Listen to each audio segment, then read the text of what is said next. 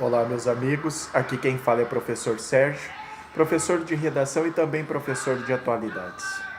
Hoje estou aqui, na verdade, para falar de algumas obras importantes, tanto no vestibular da URGS quanto em relação ao Enem, né? Até porque essas obras, na verdade, tratarão sobre a inclusão social, tá? Hoje, na verdade, eu falarei sobre três dessas obras. A primeira obra, Gota d'Água, de 1975, de Chico Buarque e Paulo Pontes. É. Depois, a obra A Hora da Estrela, 1975, de Clarice Lispector. Depois, a obra Morangos Mofados, de 1982, do escritor gaúcho Caio Fernando Abreu. Importante falarmos sobre essas três obras, por quê? Porque elas se encontram diante do mesmo contexto histórico. Chico Buarque e Paulo Pontes, 1975. 1977, A Hora da Estrela, de Clarice Lispector. Depois, 1982, Caio Fernando Abreu. E neste período nós vivíamos um momento conturbado da nossa história. Passávamos pela ditadura militar. E a literatura engajada começa a dar sinais, a literatura engajada começa a demonstrar o seu poder. Então, em 1975, Chico Buarque e Paulo Pontes acabam escrevendo Gota d'Água, inspirados, né, na tragédia grega Medeia, tá, de Eurípides, cuja a situação daquele momento tratava-se, né, dos bares, tratava-se a respeito da situação, né, diante do morro no Rio de Janeiro, a relação do jazão com a música, com o samba, né, Creonte, na verdade, o empresário ali da região e que na verdade explorava o povo. Algo relacionado, né, principalmente pelo vocabulário, pela linguagem utilizada pelas personagens, algo relacionado à afronta à ditadura militar. Né? Uma linguagem dura, uma linguagem ácida, mas uma linguagem informal, típica da população e que, na verdade, era uma forma de combater aquele regime vigente. Tá? Assim acontece também quando, na verdade, o Chico busca a ascensão da mitologia africana através, né, da exaltação, por exemplo, do candomblé, né, popularmente chamado de macumba, tá? A demonstração da questão relacionada ao samba, né? Então, no momento que Jazão deseja viver do samba, viver da música, o que acontece? Nós temos aí a própria população, né, dizendo, olha, não tem como viver com o samba, né? Não há como sobreviver disso, né? Música não dá dinheiro, ainda mais esse tipo de música. Então aí aflora a questão do preconceito. Mais uma questão a ser debatida nesta obra, né, repleta de elementos relacionados hoje ao nosso cotidiano.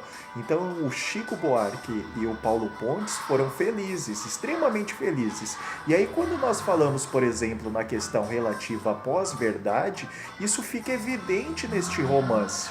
Por quê? Porque nós temos, através dessa tragédia, né, carioca, através dessa tragédia, nós temos o quê? Nós temos a pós-verdade. Através do quê? Através da disseminação, né, da lavagem cerebral provocada pelos jornais, pelos rádios da época, né, que na verdade influenciavam aquela população.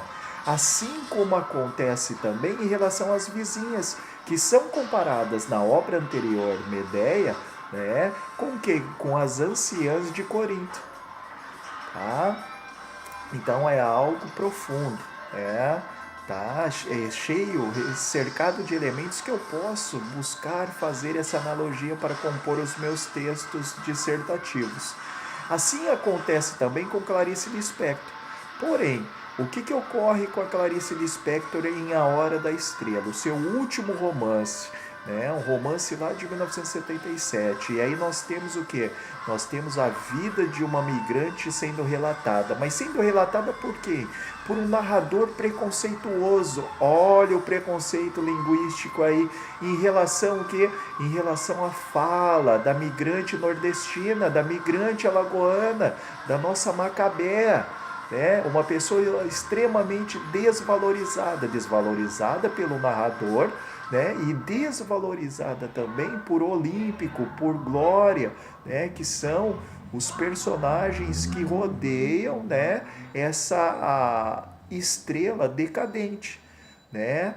Certo? E isso em função do que? Isso em função da sociedade. Porém, algumas pessoas dirão: olha, mas a Clarice ela era intimista, né? Ela não pensou na ditadura militar. Não, ela pode não ter pensado na ditadura militar, mas ela atingiu a ditadura militar. Por quê? Porque ela fala a respeito dessa questão relacionada ao preconceito. Não só o preconceito linguístico, mas também o preconceito relacionado à mulher, o preconceito relacionado ao nordestino, né? Aquele que chega na megalópole, na verdade, é o que é visto como uma pessoa, como um adversário, né? Então isso fica claro em relação à obra da Clarice. E em relação à obra do Caio Fernando Abreu, né, Morangos Mofados, o que, que nós temos? Nós temos a ditadura militar aí sendo combatida através da linguagem, mas os valores, os costumes também sendo combatidos em relação ao quê? Em relação à homoafetividade que é discutida, né, o homoerotismo, em relação, por exemplo, à própria repressão, né, dada pela ditadura militar. Então o Caio ele fala a respeito da AIDS, né? Ele fala a respeito da questão das drogas, ele fala a respeito dessa questão do amor livre. A sua linguagem um tanto desconexa, não é desconexa, isso reflete o momento que nós estávamos vivendo. Então o Caio ele provoca isso através da linguagem, através desse tipo de linguagem que muitas vezes o leitor pode dizer: olha, isso é desconexo.